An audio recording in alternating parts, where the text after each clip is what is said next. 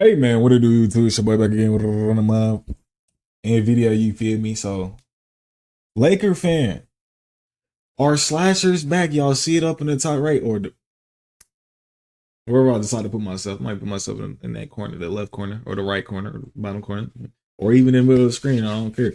But are slashers back? As you see with the stuff he got on the screen, I might put myself over here on the right side. But my prediction before we get into this video, do I think slashers are back? We still haven't seen gameplay. We'll probably get it next week. Because I'm thinking this definitely getting uploaded later on. So go subscribe. Me and your boy Laker fan. You know, he's the demigod inside Bill. No matter if it's on big man, small forward, point guard, he knows how to work inside and out. And if you want to learn how to play a slasher effectively, this is one of the persons you need to go to, especially because we got green windows and that done here. So let's get to it.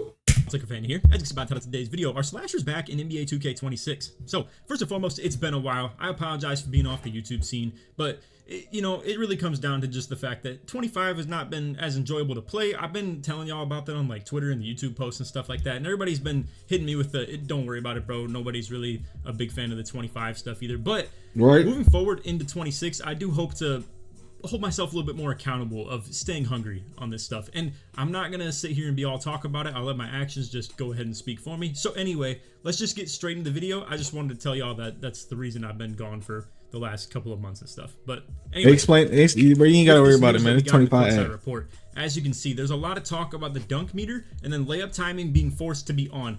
As far as the actual like factual stuff you'll get from the courtside report here, you can see I have it highlighted, the important stuff that we're here to talk about in the video. There's a lot of different other stuff here, but I want to talk a lot about the slashing related things. So as you can see, let's just cut to the chase. I hope y'all enjoy the video, and if you do, feel free to drop a like, sub if you're new, turn on them noties, all good stuff.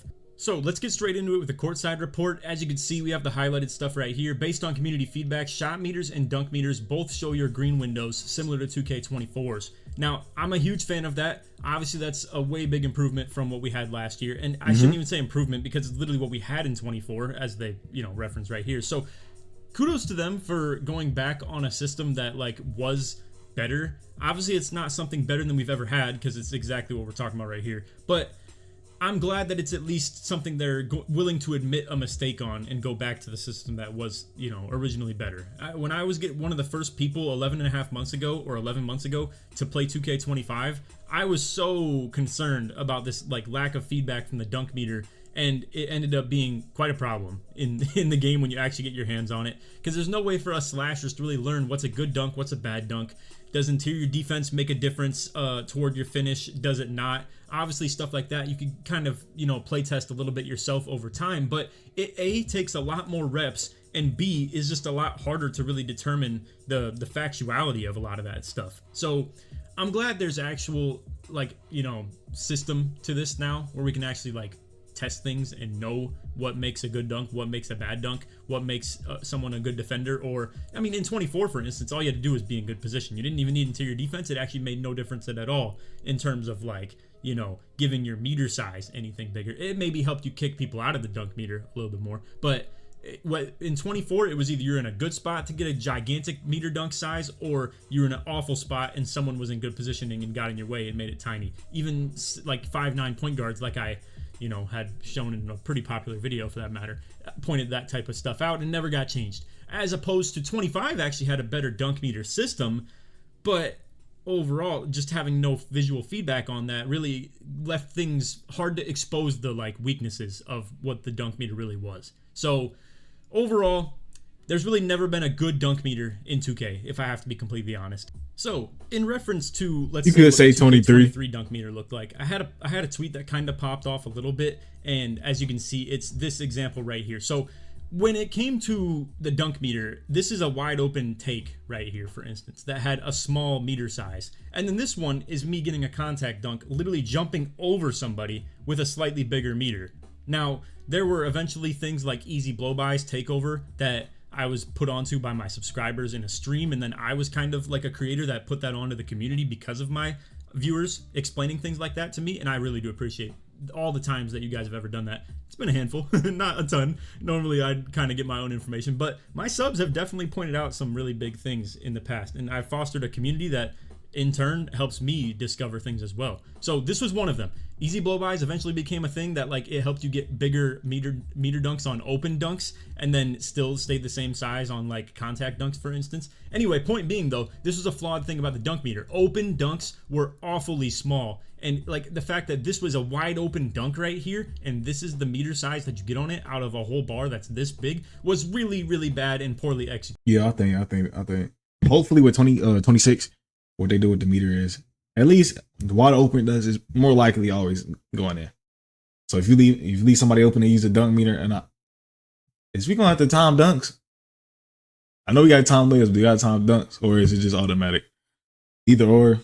If I use the dunk meter and I'm wide open, that green meter needs to be damn near at the bottom. I ain't gonna lie.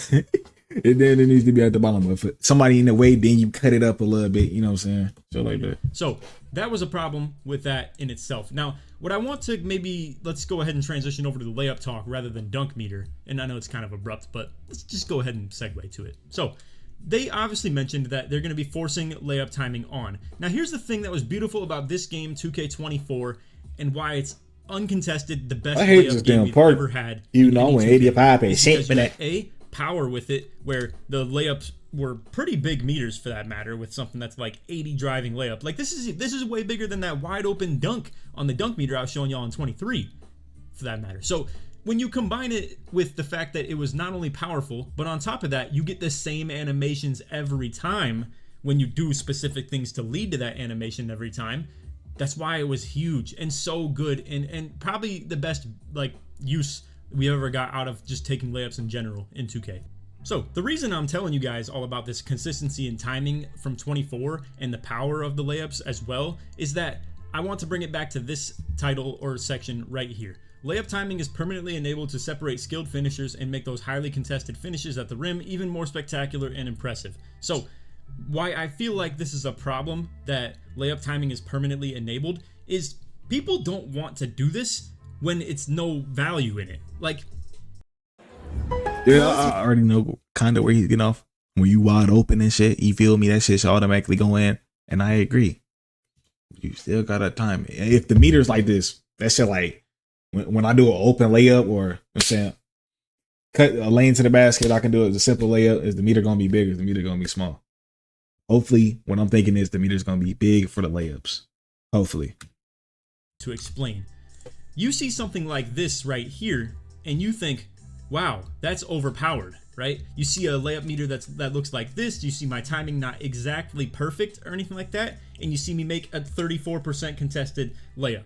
But then you come back and kind of tie everything together. I have slash takeover enabled. My build is a bit more like a slasher for that matter. Layup timing was still important. Like they rewarded it, for instance, and the fact that it was like, you know, in the ballpark of being almost a full window of that meter right there is a pretty, you know, you stack all those things up together, it's like you're doing a lot of things correct. You get what I'm saying? So what I'm trying to get at is the reason people run NA on their layup meter is because slashing is invaluable. If it was valuable, they would do stuff like this game allowed it to be valuable. You get where I'm getting at with all this? When there is power in the playstyle, people will do things that quote unquote take skill. Now, whether you want to call this take skill or not, fair enough, but it's a way different, you know, ballpark than just talking about someone running no like turning the timing off on their layups in general and just taking that playstyle completely out their bag like everybody did for 25, minus a couple rare occurrences where people wanted to, like, you know, farm clips for layups and stuff like that. Or if you were just a demon with it on the layups in 25, it's possible that you were one of one that was still doing floaters and scoops and stuff like that in the game, even though you didn't get consistent finish animations, and it was also way harder to time the layups in general. So again, yes, I understand 24 was some BS. It was full of super easy layup making. Like, uncontested floaters, scooper animations. They should throwing you straight in that bitch, bully layup animations, all type of shit. It wasn't hard to be someone that was great at this type of stuff right here. But I'm just saying, if they want a playstyle like this to come back and they want to enable people who like making layups and taking layups and being someone that likes being the style of finisher, then you need to make it possible to actually play this way. Again, if you make it not really usable, that's what makes people want to just turn their NA on, or in better words, take their layup timing off. When there's no power in it, there's no reason to do something. within that nature. Now, I will say, there were some animations that, because of the consistency Look at of this doing them shit. every time, they became very overpowered and powerful. And I'm maybe someone to blame in that regard. This Sabonis layup that I kind of put on the scene for everybody, and again, I'm not trying to flex my, like, you know, how much I've brought to the slasher community or anything like that, but stuff like this is what really enabled the floaters even more. Devin Booker and Domantas Sabonis, as far as the animations, were huge enablers in terms of the slashers, because Devin Booker was for anything that was 6'9" and below, and then, well, it actually might have been more like 6'5" to 6'9". I don't actually remember entirely, but they're definitely for the wings at least. And then the Sabonis layup package was for the bigs. Now, Jokic that I showed in that first clip was still fine, but this enabled you to get consistently the exact same animation every time, as long as you were outside of this area. I remember this so well, and it's because I played it so intensively of this style. As long as you were moving either to the left or to the right, and you were moving away from the middle, you would get this floater animation every single time. And the consistency, along with the range, along with the makeability for that matter, and again, that's with slash takes, so don't take it way too out of context. This is obviously... I think it's a way to fix that. That's a pull-up jumper or a step back every time. So to do a floater, I feel like it should be, you got to move towards the rim. So this is where they get the controls right. You got to get the controls right. So if you want to do a floater, you got to move your shit. Damn, they're going to find a way to break that shit too. You got to move it somewhat towards the basket, hold down on the right stick, and then you do it. So if you somewhere right here, you might fucking around get a jump shot. Y'all know how sometimes we was getting jump shots right here. Oh, hold on, let me use my. We was getting jump shots right here, right here, right here. Same way for if you try to do some bullshit like this, your ass is getting the jump shot. Looking super bot-like when you see it with no context, and even with having slash take making it be this easy to make is pretty crazy. But again, that's for wide opens. When they get more contested, the bar gets smaller, even though you couldn't see it, because by that point the already let it go. White part of the bar had already crossed, like, showing that the green size of the meter was becoming smaller as he gets the contest. Yeah. Long story short, yes, you can make 100% contest sometimes, as long as you had slash take and actually made it like all the way up on your bar and stuff like that. Not to mention badges were important as well, but we're getting away from the point of the video. Hopefully they got more badges. Consistency every of aspect. the animation is what is so important for it even being worth the fact that you want to make it so layup timing needs to be permanently on. If it's not gonna be good, then at the end of the day, all we're gonna get is people just trying to make wide open layups. And what are we even talking about at the end of the day at that point? If it's just talking about making wide open layups at 1 foot away from the hoop, it might as well just be everybody having their layup timing off. If you ask me, it makes no difference, really. And on top of that too, the reason layup timing is so hard for people to master as opposed to a jump shot, and that's why we kind of were talking about this right here. There was a lot of segue, like, kind of side points that I was talking about, but I'll just leave this part up while I'm talking. So the reason it's hard for people to time their layups in comparison to a jump shot is there's a lot of factors about jump shots that are very controllable. So whether it's the fact that you're fading, if you're not holding RT, if you're tired, if you have a different, upper, base, anything like that. You could even have a different dribble pull-up animation. Point is, you have a lot of customization for it, and it's easy to control all of those factors. And even the contest maybe change your animation as well. And if that's something that happens with layups too, understandable. But what I would like to compensate for making it so much easier to time a jump shot than to time a layup. And granted, I'm not saying that entirely as just a one-to-one thing. I'm saying the variance of layups changes a whole lot more than the variance of jump shots, and the jump shots have a lot more control over it because of said animations that we have so many different ways to customize the jump shots. What I would like is a layup creator of sorts, allowing you to select your hops, spins, and euros individually, as well as floaters and scoops and stuff like that. Now, as I said, that actually be nice, because I got the animation. I know that I'm gonna get this animation. I know I'm gonna get this animation. You can get like 6 different fucking animations to come out with the same what you call it, the same shit. So that'll be nice. It's a little overambitious, really. It's not realistic for them to give us something like that. If the meter's not going to be very forgiving and force us to be on something where it's, let's say for instance, this small with takeover the whole time or something like that, because as you can see it gets bigger as you like get into the gather and stuff like that. But my point is, I'd like to see us have a little bit of customization if the meters are going to be really small and hard to hit. If they're going to be forgiving, if there's some variance, understandable, I think it's fine. If you want to reference a perfect layup game of what you should exactly copy 1-to-1, but maybe just make it a little bit harder to make them, I think you should literally just copy 2K24 entirely. It's the best layup game we've ever had. It's not even close, and it probably never. No, I was asking that. I was like, I still don't know what's the best passing game we've ever had. Shooting, you can go from 19 to 20, even 22, 20, 24, 15 before patch 1. Shooting, I still don't know what's the best. Somebody let me know what's the best. You probably ain't gonna see this. I ain't gonna make it this far. What's the best pass in 2K? I'm saying 22 because we had bullet passer. You know what I'm saying? We had bullet passer that changes the velocity of your passes. So instead from like this year, you can have a 25 compared to a 99. There's no difference between. The only thing is the animation that you get to let the ball go. After the ball leave your hands, that's it. You know what I'm saying? Unfortunately, as optimistic as I'd like to be for layups in 26, I don't think they're going to return to a power of 24's level. Yeah. I think 24 is just going to be a one-off. I don't want you guys to get catfished too hard by them talking about layup timing and stuff like that, making you think this is going to be the year for layups. That's not how it works.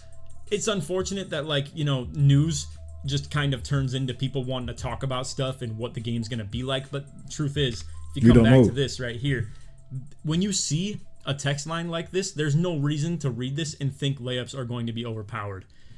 Realistically, it means that, sure, the difference in player quality of if you can master layups compared to the next guy is going to matter, obviously. People aren't just going to be able to rely on the fact that, their take is what mattered rather than the timing of the layup itself. So timing will matter no matter what. You can guarantee that 100%. Even if it's just under the basket open layups or semi-open, if it's, barely contested, those are still going to be sometimes the difference between making and missing them is just your timing on the layup. But again, the advanced finishing stuff like scoops, floaters, Euro lays, stuff like that, those types of things are for sure going to be just dependent on the gameplay. It's nothing about just the fact that it's in the news. So just keep in mind that no matter what happens, I will 100% get to this are layups good, are layups bad as soon as I possibly can, whatever that may end up being. So you guys can count on me for that 100%. I'm gonna try and do my best.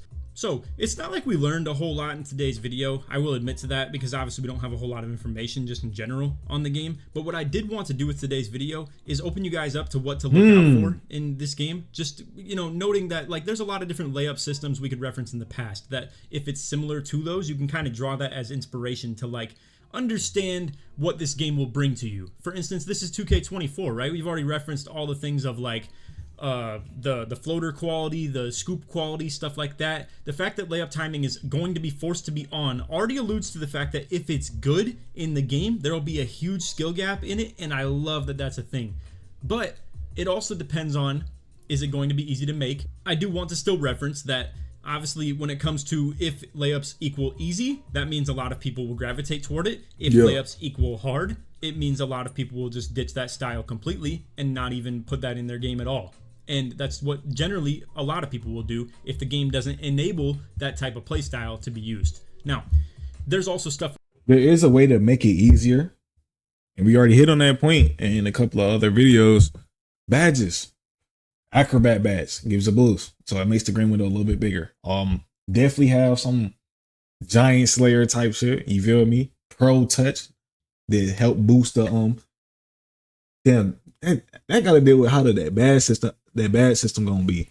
Cause I think personally, I'll go for points, bro. Give us more badges and give us badge points so we can mix and match the badges. So if I'm more of a layup guy, I'm a heavy on layup, you can what you call it? Have pro touch on, have acrobat on for them, you know what I'm saying? Some he's giant slayer to negate contest and shit. You can have some shit like that. Slithery finisher. You can have some shit like that to help the layup be more viable. You know what I'm saying? Because I think in 24, everybody had the badge. If you had layup, you had the badge. You had pro touch. Unless you just turned your shit, you turned your timing off. You know You know what I'm saying? I don't think I had a 25 layup in this game, and I was all there scooping niggas to death. So I think that's what they can do to make it a little bit more easier and make it a little bit more forgiving. The badges. Remember, badges help. Green Machine. Remember, we had open looks, Claymore. I just spit everywhere. Midi Magician. We had all type of badges to help. Corner Specialist. I don't think we had eyes on there. We probably did. But yeah, have badges to actually help that style of play. That's why I say we need more badges to help whatever style of play you got. So if you're a corner, you a spot up. You got your spot up badges. It should be no reason I got badges that make you look like, oh, I'm the guard. Oh, I'm the create my shot type of guard. When I'm whole time I'm a spot up. Nigga, I'm not finna do all that shit. You know what I'm saying? Like, so that's what they need to do. Like this, where if gathers are good, for instance, like this is a nice, beautiful way of using gathers, right? If you had a customizable hop dunk animation or something like that gave you a very similar animation every single time that you popped one off, then a lot of people would really open their bag up when it comes to finishing. I want to play pro this year, but I ain't got no 5. You can't necessarily say that the same way, right? It's really just, it was so RNG based, whether you get a good floater animation, a good hop, a good spin. And that's how it's been in a lot of cases for 2K when it comes to the gathers. The gathers have been really hit or miss since 2K20. 20, I must say, gets a lot of crap for like how spammable the hop dunks were and stuff like that. But the reason they were good and consistently used is because it was a similar animation every single time. I forget exactly, I think it was Long Athlete. That's the name of the package that it was for that really good hop dunk toward your offhand, and it's why everybody used it, is because it was consistent. And same goes for like Jamal Crawford package back in the day. I loved doing it for like stylish stuff, and you got the same animations every time, depending on which way you held your controller and stuff like that. So that shit was what I better. want is just consistency. I want a dunk meter that hopefully is not broken for the first time in like literally 2K history, because again, stuff like this that you're seeing in these clips is also not necessarily a good dunk meter. Let's be real. I mean, the clips that you see in this video are either going to be, you saw one already that was a completely tiny dunk meter. When you come back to this one right here, I believe, we'll just give a couple different cases right here. So like for instance, on this one that you see right here, the player in the corner, aka the center, is rotating down. He's in my blinder spot right here. It makes the meter massive and he's done for now. If he was there a couple inches like earlier, or just like a second earlier, he would have been in great guarding position. Like this guy is right here, is in great guarding position. Guess what? Now the meter's a sliver big. And it's rare to be able to get into cases like this where you actually green it. Now, that is the skill gap. At the end of the day, you got to admit, being able to make stuff like that truly can be the skill gap in slashing. But realistically, it's just too hard to do it at an efficient rate no matter who you are. So I'd like to see a middle ground a little bit, please. I mean, I know it's like asking a lot out of the game, you know, but something like the 24 meter dunk, it just wasn't good.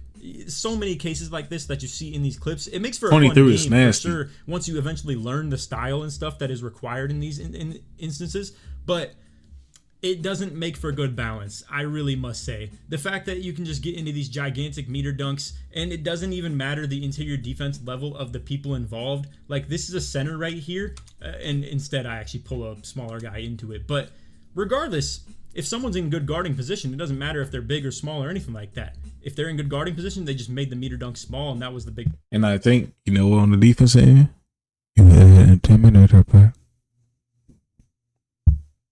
We had Intimidator and 20 niggas still was getting off with them hop dunks though. You gotta add badges to help. Just saying. Badges fit playstyles. It makes your character split from him. You feel me? I'm just saying. Problem. And if they were on your blinder spot, no matter who they were, it was a gigantic meter. I don't like the 24. We already talked about the 2K23 one that was just like completely unruly in terms of it was like smaller meter dunks on opens than it was contact even. It was just a horrible meter system. And then 25, we didn't get any feedback for it at all. And I don't think it was good either. I just don't think it was usable enough. And I don't know. At the end of the day, if 2K wants something to be good in their game, they have control over it. I guess what I'm trying to say is realistically, if they wanted something like this back in the game, they could do it. But it's possible that they don't want this back in the game. Honestly, a lot of people complained about 2K24 layups. They said it was broken. They didn't like defending it. I mean, if it wasn't in their bag, if it wasn't exactly their style, I'm sure they obviously didn't want it in the game because it would just be a deterrent to the style they preferred instead. So what I'm trying to get at right here is that some of us love it, some of us don't. I think that's the thing that you really have to think about in the 2K community a lot, is that some people love one side of the thing, and a lot of people, maybe even an equal amount, hate that side of a thing. I mean, it's possible that 2K doesn't want layups to be like this again. I would recommend it. I think it made for a fun style. I think it opened the game up a lot. I think it opened a lot of people's eyes up to a way different way they could score, and it made a lot of different people a 3-level scorer for that matter. Like, instead of having a midi pull-up game and stuff like that, same way that a lot of NBA players do, they added a floater instead to their game. And instead of being on some like stop on a dime and just like snatch it back and pull up a midi, they just keep moving, keep the defender on their back, and put the floater up instead. I would like if there was a play style that was. Y'all see, this is why I fuck with Laker fan, because he actually know it, like, it opens up how you could score. So if you want to be a shot creator and use middies and abuse middies to your way of liking, you can do that. But if you want to be more of a layup shot creator where you take more layups and then work, if you want to be like an inside out player, literally an inside out player, where you work inside layups, get them thinking, boom. If you can dunk a little bit, hit a little couple of dunkies, you feel me? But when it comes to the layups, you can hus very efficiently. And then if you want to, now you can really mix it up. Score in the midi. If you can shoot a three, if you got like a lower three, so you got like a average three, which is like a 70 to 75. It's average three. Oh, let me say 70, 74. You got one of them. You can hit a three here and there, but your game is more around layups, saucing around the layups, being a real slasher. You can do that. It just open up your way to score. And this is what I call free life of scoring, bro. It's free life of scoring. I can score this way. I can score this way. I can score this way. Remember, offense always got the upper hand because they make the decisions. They make the decisions. They the ones with the ball in their hand. You know what I'm saying? You just got to stop it. You got to try your best to stop it. So what he's talking about, I agree. If you do something like 24 where it opens up a new way to score instead of just taking fades and shooting threes and doing quick stops and shit like that, it'll just open up a new wave. Simple as that. Labeled like this, but this right here is pretty dominant, overpowered, and kind of stupid, if you want to be completely honest. I mean, like, let's be real. I want a build that has, in this clip right here, has 25 mid-range, 25 three-pointer, and just because I have an 80 driving layup, gives me a range and to be able to. They gotta tune it though. These are mid-ranges, so I think you should be taking jump shots right here. Anywhere right here, jump shot. If you get to, my fault. Anywhere right here where it's cursor and my cursor, this right here, you gotta do pull-ups. Straight pull-ups. That's how you straight pull-ups. Now when you get like right here, from this hash to that hash to, can we say the free throw? Yeah, we can say free throw. So like this hash, free throw to this hash. That's when you can floaters. You gotta take a couple steps. Boom, floater. So now you got to step right there. Shit like that. That's how you can balance it. Because there shouldn't be no way a damn layup coming from this high. Hit 18 footers. Let's see. Oh, dang. Okay, it's gonna be a little hard to pull that one up. I'll come back to it. Okay, yeah, I have to leave the bar right here, but if you can see that, it's 19 feet and 8 inches, so essentially almost 20 footers. It just enabled me to actually hit those, even with no mid-range in my game at all. So what I'd like to see is, of these 3 things that I listed right here, consistency, power, and the quality of animation itself, I'd like to see 2 of those 3 things brought back no matter what. I think that would make for a really good layup. Come on, man. You almost done. He over here fucking hitting shoulders and shit, man. What is he doing? Should have shut my big black ass mouth. The problem is that, like I was just saying, 2K24 had all 3 of these together, which made it a little bit too overpowered, if you ask me. You were able to get the same animations every time. You were able to make them at a high rate because of the power of layups itself, and along with getting the same animations every time, the animation itself, like the package of the Sabonis layup or the Devin Booker layup, all those packages were just overpowered in the sense of they had crazy range and quickness. So if you bring back the range and quickness, and also bring back the power, but the consistency is not there, it'd make it usable, but I don't think that would be fun. I think it'd be a little too RNG BS, and you can't depend on things. So the most important thing in this triangle, if you ask me, is consistency. I think consistency needs to be there 100% for the sake of it being fun to learn and fun to master. I think that's really the key. So consistency needs to be there. Now, if it's powerful like layups themselves and consistency, I think that's fine. And if the animations are toned back, where they don't want crazy stuff like Sabonis floater going up from 20 feet or Devin Booker going up from 20 feet and flying 4 feet in the air and being uncontestable, like just because you're so high up, that's okay. If they wanted to make it so layups aren't that good, but make it. I think consistency and power.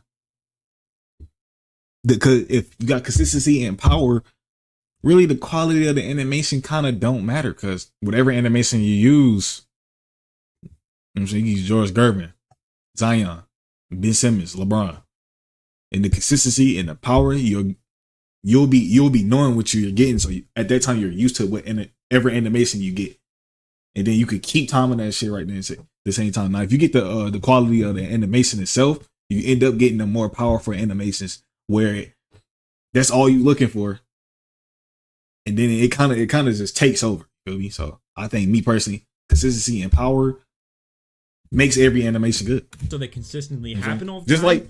Just like how and back in the day, 2Ks, you can use any animation just because they was consistent. Like in 19, 20, you can use any jump shot animation and be consistent with that motherfucker. You can shoot with them motherfucker consistently over and over again. So I'm picking consistency and power. Animations are good. That's cool with me too. If they, I think that makes for good balance. So no matter what you do, if consistency is there and we can get replicated animations that happen very consistently depending on the things you do on your controller, and then get one of the two things between layups being powerful and animations being good in general, I think that'd make for good balance, and I think it makes a good layup system. So anyway, that's all for today's video. I just wanted to talk to you guys about slashing in general and how layup timing being forced maybe makes something like Slasher's Return, but really what kind of indicates the whole Slasher's Return is the feedback on the dunk meter. No matter what now, I at least know I have the power to understand it. And knowledge is the power that I was lacking in 25, if I could be real. That was really debilitating to not be able to like lab things, if you ask me. So anyway, it's off video. I know you didn't exactly get what you probably clicked on for this one because it lacks a lot of thorough information, but this is a lot of just fun talk, It's fun talk about the game upcoming, what needs to happen for layups, and then also just some speculation. Maybe we'll find out more about this in the near future, Preloading meter dunks, are they back? I'll try and learn that as fast as I can too. And then also, it's a 30-minute video, I already know. Like, does interior D matter, positioning, blah, blah, blah. Which one's more important? Do they even matter at all? Because in some cases, they actually haven't at all in previous years. Interior defense being the main talking point on that. But anyway, again, let's just throw up the prayer circle, boys. If you made it to the end of the video and you want to drop a comment showing you that it made this far, put dunk meter in the comments, or just put meter if you'd like to show your support. And let's just throw up a prayer real quick that we can finally get a dunk meter that has been properly balanced. There's been a problem with it every year. 23, it's open dunks are too bad. 24, there's no in between on whether you get a crazy size on the dunk meter or a minuscule one. 25, there's no feedback for actually being able to learn the system at all. So because that variable is out the equation, hopefully 26 is already off to a good start where we can kind of already cross off one thing on the checklist of makes for a good system. So anyway, I'll come back to y'all with any more information we get on, dunk meter stuff and layups, or just in general. Fucking with him, fucking with his knowledge. Now is his problem, fucking with his thinking. But yeah, hopefully layups is good too, cause the slashers we got recently, they fucking garbage. I don't know what the hell y'all doing.